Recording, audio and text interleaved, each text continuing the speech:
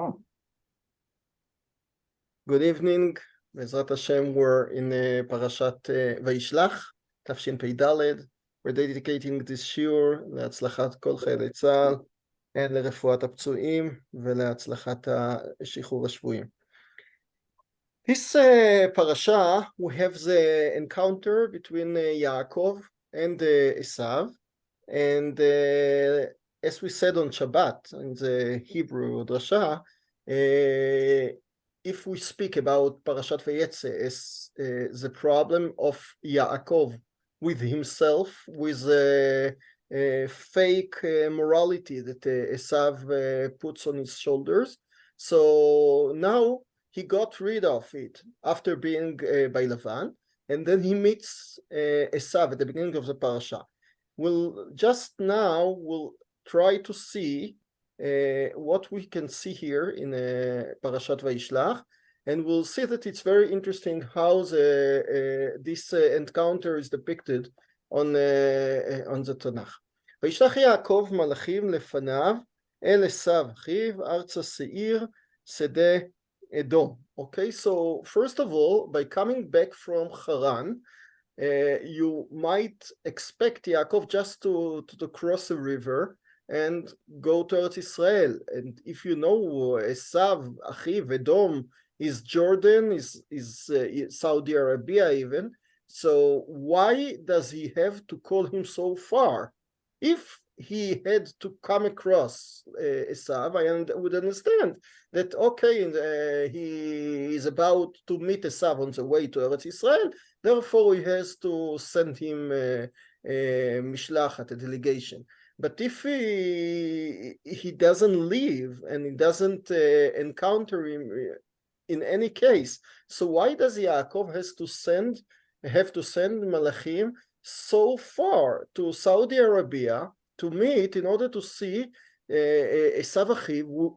Now we know that he has been living in Sde Edom, because we knew that Esav was a part of Beit Yitzchak the last time that we saw him, and now we know that he lives in Riyadh or Saudi, in Mecca, I don't know where, and Yaakov has to send him angels. So it's very surprising, and it looks that the Torah wants to surprise us, to say that not only Yaakov is afraid about the encounter with Esav, but he makes a lot of effort. And after sending his shlichim to Esav, they'll come back and said, Banu el achicha Esav, in Pasuk Zayin, as you can see, v'gam holech likratcha ve'arba ishimo. So before seeing what the Pasuk means, we have to understand that it's surprises, two surprises, okay? יש שתי הפתעות. Because Yaakov from his side sends shlichim far away to his brother in order to seek for him after being able to get into Eretz Israel without even seeing him.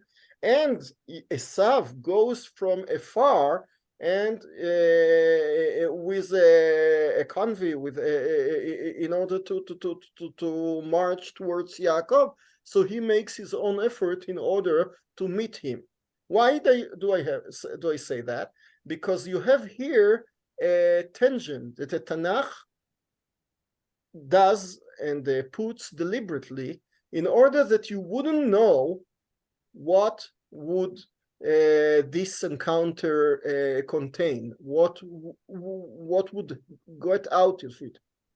I must say that every year after reading this parasha, I say there is I don't know how to say it in English, there is a phrase in Hebrew, Hahar Holid Achbar, okay, that the mountain has given birth to a mouse, meaning to say that by reading the tangent that Yaakov is so tense and he's so afraid of what did you say to him, what did he say to you, what did exactly he act like.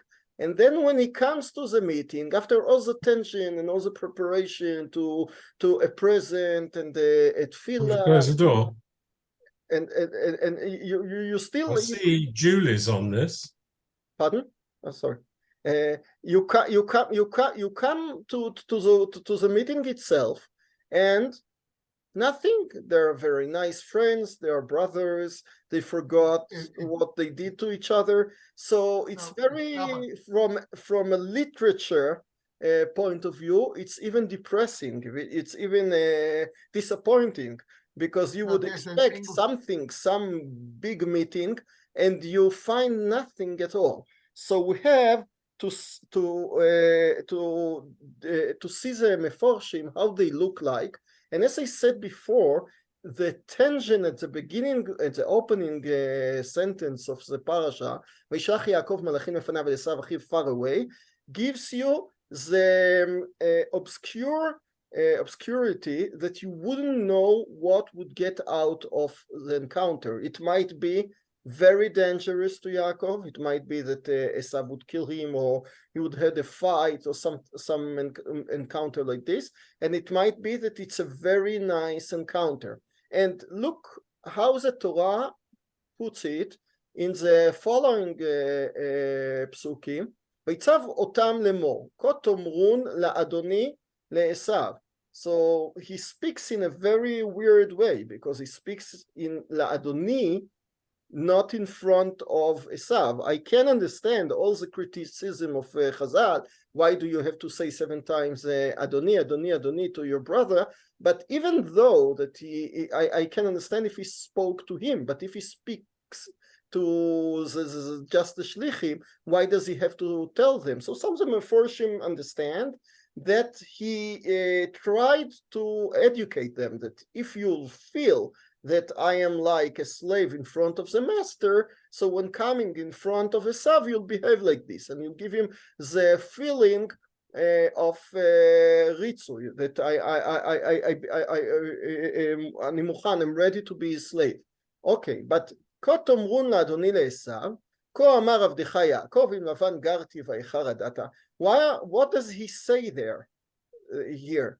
אם לבן גרתי ואיחר עד עתה, ויהי לי שור וחמור, צאן ועבד ושפחה, וישלחה להגיד לאדוני למצוא חן בעיניך. Does Yaakov make impression on Esav? Does he say, oh, I have a lot of money, I have a lot of kavod, I am much, more meshufshaf. I've come from 20 years by being with Esav. I'm not the naive person I was before. And he wants to threaten Esav, or just to tell him that I might cause you problems as you can cause me, or that Yaakov's face is mamash to shalom, to peace, that he says, ויהי לי שור וחמור צאן ושפחה, וישלחה להגיד לאדוני למצוא חן בעיניך, I want to give you a present. What's the story between Yaakov and Esav at the opening sentence of the parasha? Is it the problem of the bracha, or the problem of the bechorah? Because by reading Parashat Toldot, you might think that the bechorah issue was judicial, because Yaakov made a contract with Esav. He exploited him, he came very hungry, etc. But at the end of the day, it was mamash selling. Yaakov didn't cheat him, Esav deliberately did it. And it seems as if Esav doesn't care. But just later, when Yaakov, like a thief, takes the brachot, then Esav says, Et bechorati lakach ve'ine ata lakach birchati. But even by mentioning the bechorah, you might understand that the whole problem is just because of the bracha, that Yaakov is very afraid of Esav just because of stealing the bracha. But Ramban says at the beginning of our parsha that the whole story was just the bechorah, because Yaakov felt that he has to tell Esav that I am your slave. I'm not the Bechor, I'm not the firstborn. You are Adoni, you are the firstborn, and nothing of the none of the issues in the of the selling of the Bechorah succeeded. So that's why he tells him, now you are the firstborn, and that's what soothes Esav. He's sameach, he's happy by being told that he is a bechor. So again, we have a lot of axes here, a lot of tzirim, a lot of we have to understand first if it's the matter of the bechora or the bracha, whether Yaakov makes impression of a person who goes towards peace or towards threatening his brother. And we have to understand with the psukim what happens, because we don't understand from the opening pasuk. We just know that he sent away shlichim far away, and we'll see from pasuk Zayin that Esav came from far away towards Eretz Israel, and we don't know, as we'll see now, what the shluchim said. Why? Sorry, what happened here? You see you don't see the pasuk, right? Just a minute. I don't know what happened. Okay, if you go into pasuk chet, vayira וישובו, פסוק זין, סליחה, וישובו המלאכים אל יוסף לאמור, באנו אל אחיך אל עשיו, וגם הולך לקראתך, ו400 איש עמו. Why doesn't the pasuk tell us the meeting, the very interesting meeting of the malachim, the shlichim, with Esav? What did they tell him? Did they meet him? How did he behave in front of them? The pasuk skips on it. And vayashuvu malachim el Yaakov lemor. So we skip on one step. We skip what they said to Esav. Banu el achicha el Esav. And even now, we don't know in dibur yashir, okay, in direct speaking, what Esav told them. וגם הולך לקראתך ו400 איש עמו. We have the impression that he is going towards you with 400 people. What does it mean? Is it good? Is it bad? Again, you must understand that the pasuk deliberately doesn't tell you what's going on here. According to Ramban says that that was a part of Esav neglecting the shlichim. Esav doesn't want even to listen to the shlichim, the angels, or the shlichim, according to Ramban, and like most of the Mefarshim, malachim means shluchim, okay, doesn't mean like Rashi, angels. Most of the Mefarshim understand that malachim is shluchim, and according to Ramban, Esav just doesn't want to let them talk, and therefore they come back. And Ramban, as we'll see in a moment, is one of the Mefarshim that understands that they understood that Esav is going to kill Yaakov because he didn't even listen to us. But before we get into the details, we see from the pasuk that the pasuk skips on what they told Esav, and the pasuk skips on what Esav told them directly. We just listen indirectly to the impression that they got from Esav, and the pasuk does it on purpose in order that you would be perplexed. You won't know what would happen out of this big meeting. וירא יעקב מאוד ויצר לו ויחץ את העם אשר איתו וכולי וכולי. ויאמר אם יבוא עשיו אל המחנה האחת ועיקר והיה המחנה הנשאר לפליטה. Okay?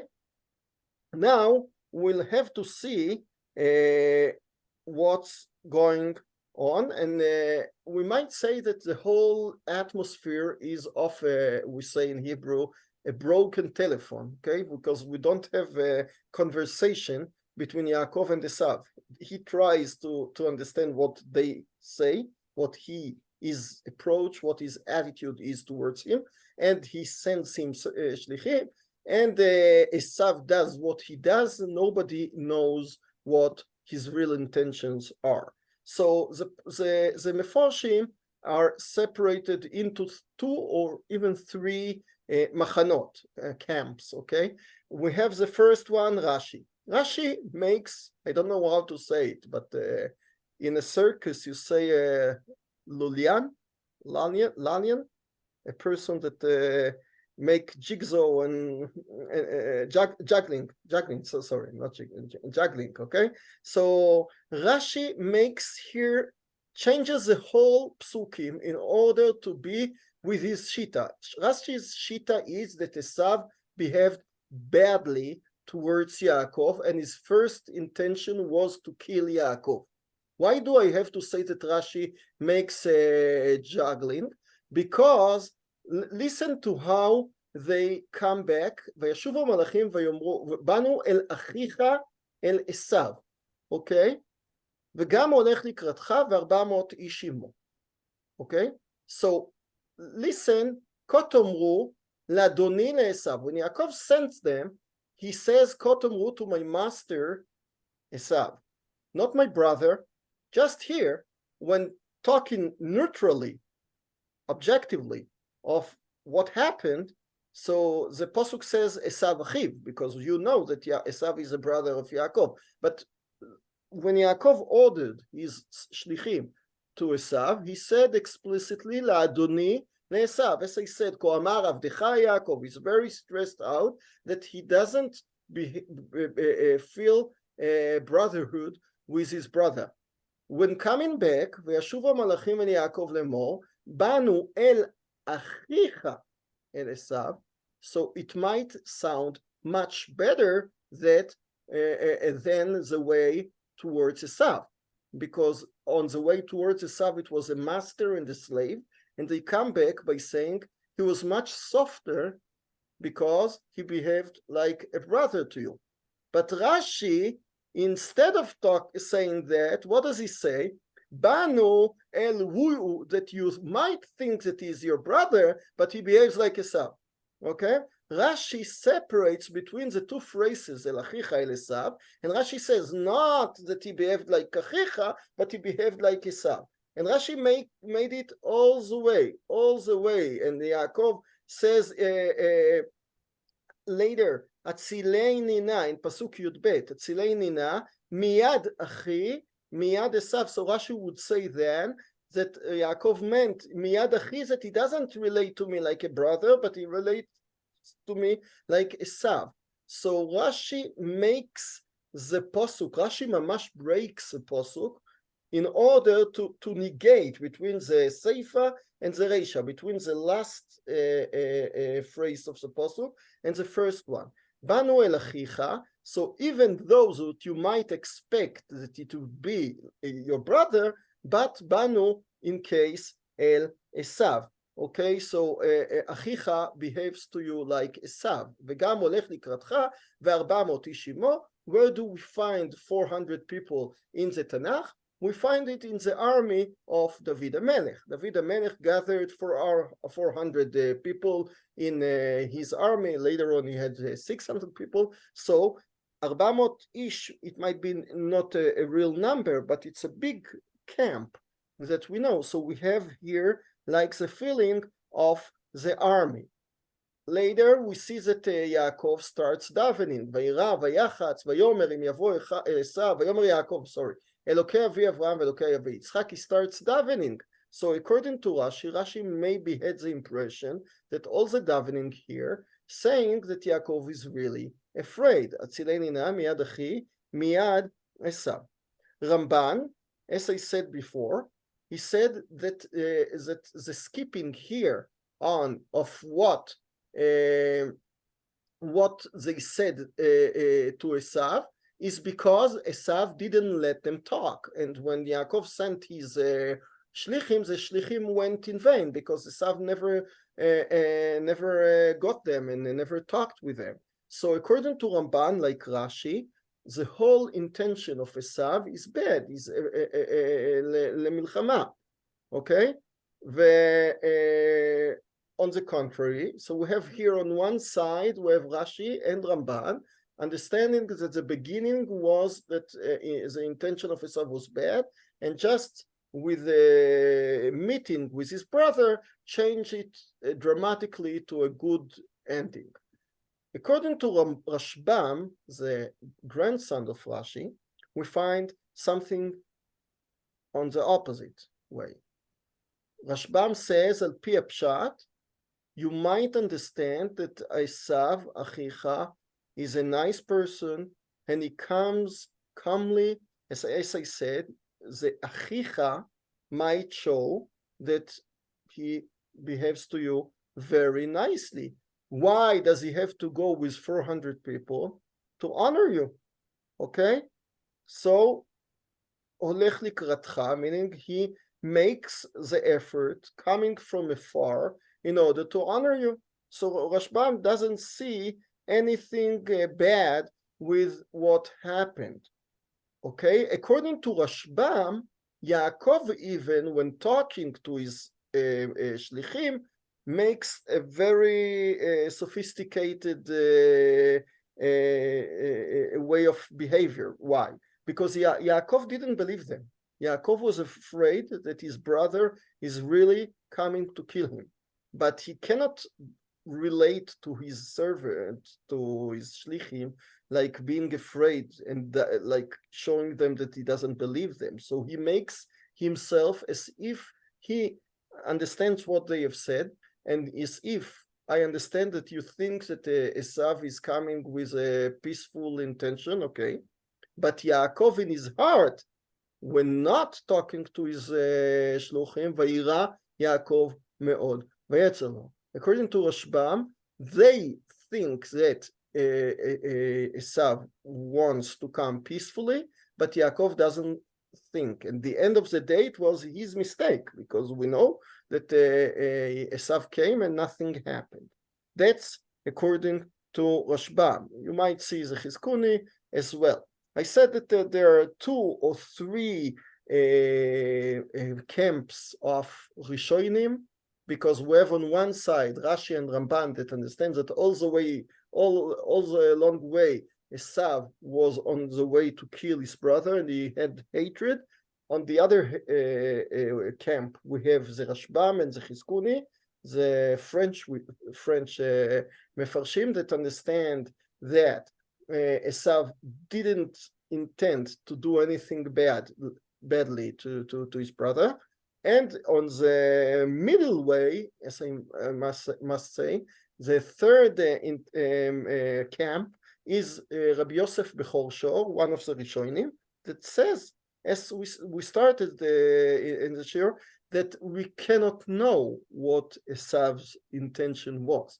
So he said it explicitly, that the beginning of the parasha, all this thing, doesn't give you the feeling of what's going on to be here. Could I ask you a question? Yeah, sure. On the novel interpretation of Rashi, where it went from La'adoni Esav to Achicha El Esav, could it be that Rashi was a little bit bothered maybe because instead of just saying El Achicha Esav, it says El Achicha, and then it says again the word El a second time, El Esav, and that's why he breaks it apart, the two pieces? Yeah, it might be that Rashi paid attention, some lev to the repetition or synonymous between El Achicha and Esav, and because of that he understands that it's a negation, okay? But Rashi has his own sources in the Psukim. The Psukim give you some hints to here and there, but again, the Pshat lichora goes with Rashbam, because the difference here between Achicha and La'adoni is bigger than the repetition, okay? And as many times Rashbam writes, Ze mishpat halashon, okay? That's in Hebrew, what we called in grammar tmura, that you repeat again, El Achicha El Esav, okay? And it doesn't have any meaning. But yes, Rashi has his sources gamke.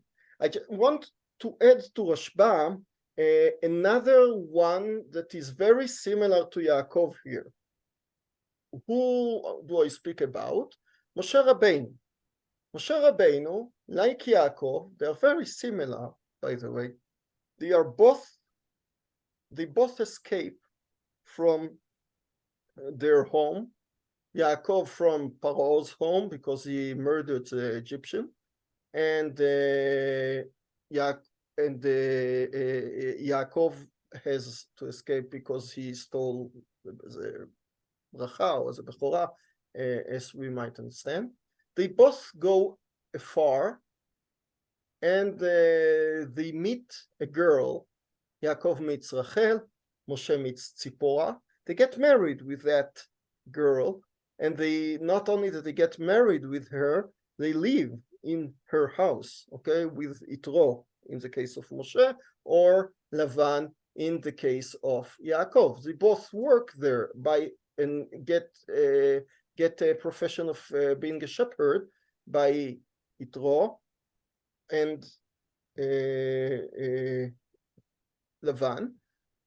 They both meet HaKadosh Baruch Hu away, and he tells them go back. In the beginning of Parashat Shmot פרק ד', ומשה היה רואה את צאן, פרק ג', משה היה רואה את צאן יתרו, and then he goes to Mount Sinai and meets HaKadosh Baruch Hu, etc., and it tells him go back to Eretz Mitzrayim. The same thing happens by being last week. Yaakov is by Lavan, and then HaKadosh Baruch Hu tells him go back. Okay, both of them make a failure on the way, and they struggle with somebody, either HaKadosh Baruch Hu or an angel. Moshe Rabbeinu doesn't make the milah of his son, maybe he's late or whatever, and therefore HaKadosh Baruch Hu meets him and wants to kill him, and just because of his wife he was saved. And the same thing happens with Yaakov in our Parsha, that he meets the angel of Esav, and therefore he is almost killed or whatever. I don't want to say that it's the same thing, because there is just something secondary in here. It's a very big issue, but they're very, very, very similar. Okay, so if you take the last step, so they both meet their brothers, because Moshe Rabbeinu meets his brother Aaron, and Yaakov meets his brother Esav.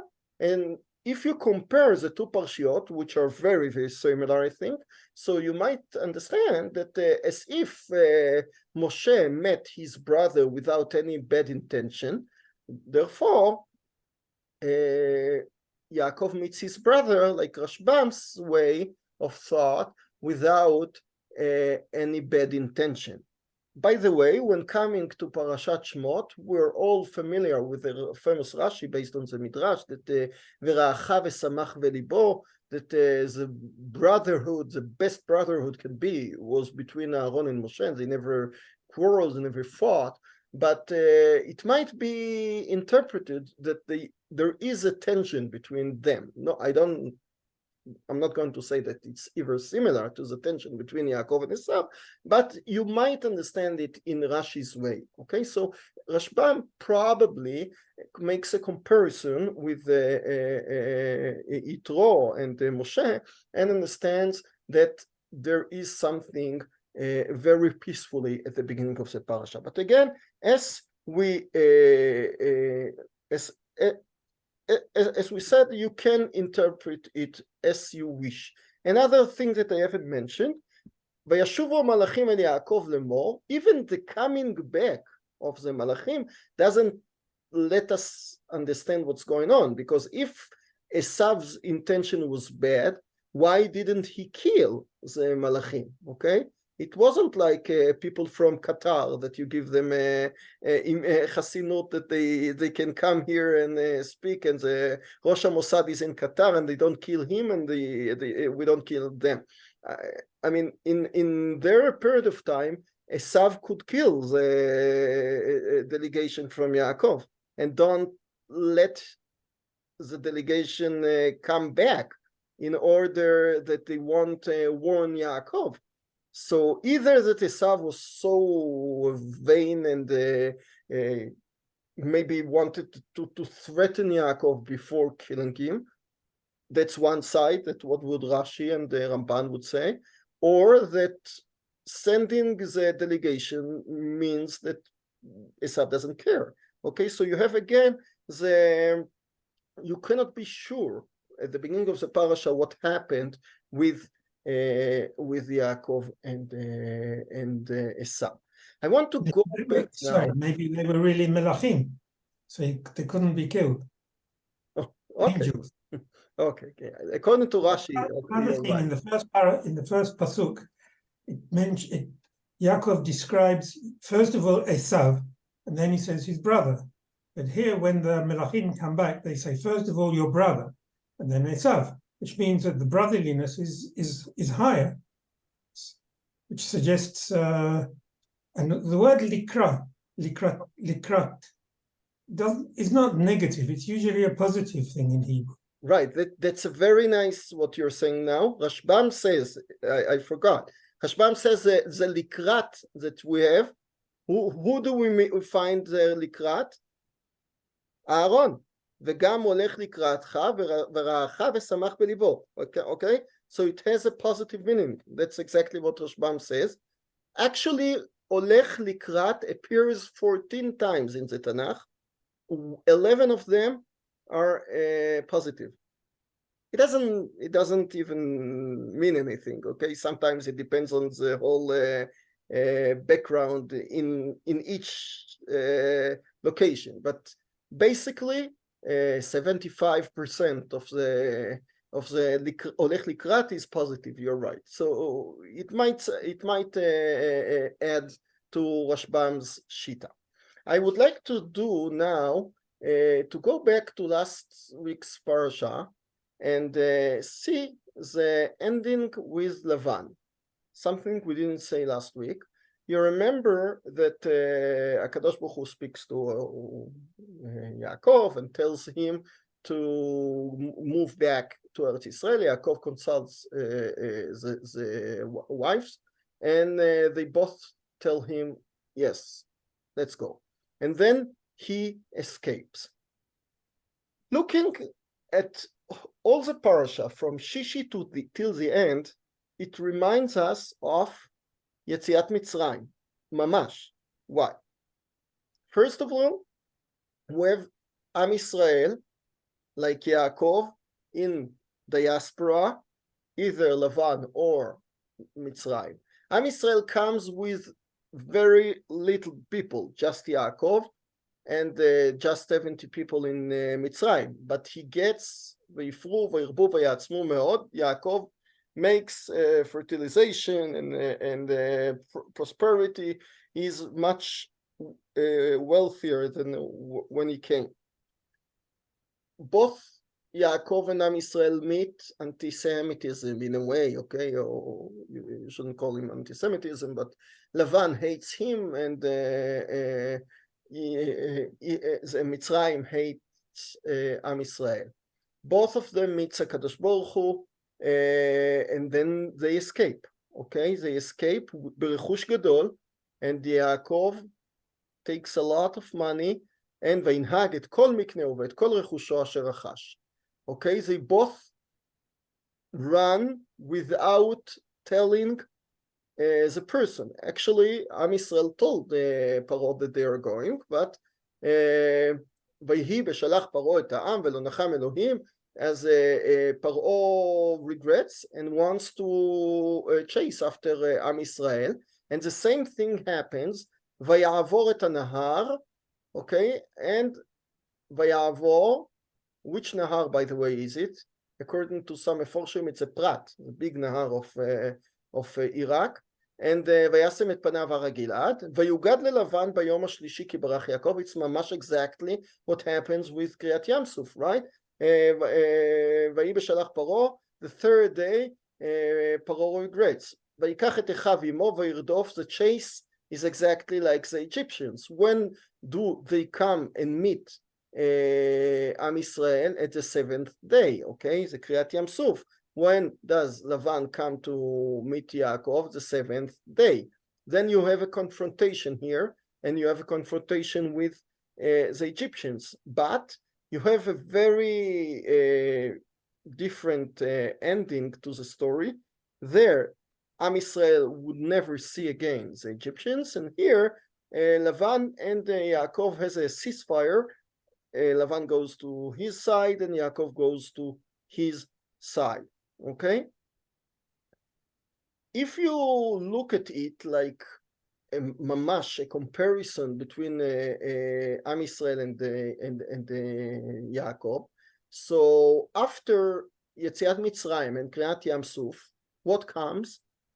Matan Torah and the molding forming an identity.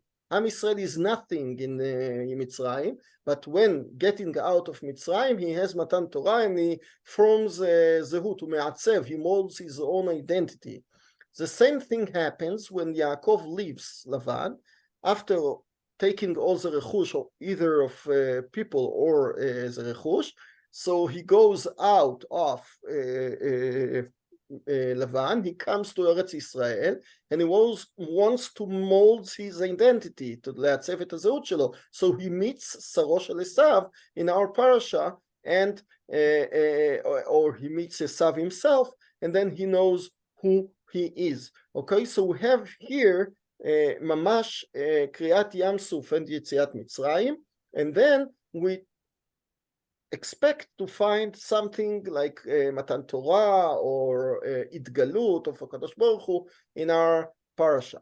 But I might add, and we will just have 3 minutes, so we'll say it very, very fast, that I think that after Kriyat Yam Suf, there is another thing before Matan Torah, and I relate to Amalek. Vayavo Amalek, Vayilachem im Yisrael b'Refidim. That's the end of Parashat Beshalach. So it's not only that Am Yisrael escapes from Mitzrayim and gets rid of the Egyptians, but some Esav or his grandson Amalek would come and try to make the last beat before Am Yisrael comes to Eretz Israel. And we know that along the Tanakh, we find Amalek just at the entrance to Eretz Israel. Each time we have before David HaMelech had the kingdom of Am Yisrael, so Amalek came to Shaul and tried to take his role. And we find each time that we find Amalek, we find it towards the ending of the history of Am Yisrael in Eretz Israel or in his Malchut of David, etc. So I think that we might understand that the encounter, not now with Esav, but with the Malach of Esav, with the Sar of Esav, not only as a mistake or as another story, but maybe like Vayavo Amalek, Vayilachem im Yisrael b'Refidim. So we have and what I want to say is that we have to connect our parasha to the last week ending. And the last week ending is Yetziat Mitzrayim and Kriyat Yam Suf in a way. Our parasha is Vayavo Amalek, and then Am Yisrael, Vayavo Amalek, or Vayavo Saro Shel Esav. By לנצח את Amalek, you have then you gain your own identity, and then you can be Israel, you can be Am Yisrael, Matan Torah, or we have the identity of who we really are. So what I just want to say that it's not two things that last, because on Shabbat I said that Parashat Vayetze is mamash like in brackets, and then you come to the meeting with Esav. But now I'm saying no, it's two adjacent parashot. One is dealing with the Yetziat Mitzrayim and the struggle to get out of Mitzrayim. One is the struggle to identity, to independence, like Am Yisrael after Kriyat Yam Suf has with Amalek, in the way to Matan Torah. We'll have to finish because in half a minute it will finish. Some people told me that because of it's 40 minutes, maybe we'll change to Google meeting, then we'll have an hour. I understand